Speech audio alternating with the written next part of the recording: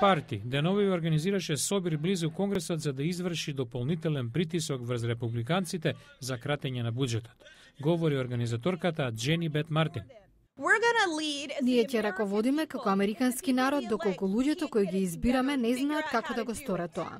Пораката на симпатизерот на Tea Party, Брук Сторей, до републиканските законодавци е јасна и кратка. Нема повеќе компромиси со председателот Барак Обама и демократите. Токму компромисите не доведоа до овој степен. Повеќе не можеме да правиме компромиси. Америка банкротираше. Поддршката на Tea Party помогна републиканците да победат на конгресните избори минатата година. Спротивно на Tea Party, Обама смета дека компромисот е клучен.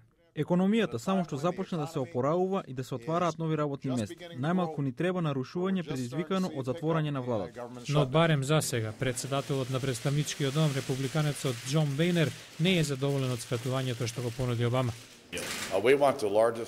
Бараме најголемо можно буџетско скратување и ќе продолжиме да се бориме за тоа. Според анкетите, американците се поделени околу тоа која политичка партија ќе биде виновна доколку биде ставен клуч на владините врати.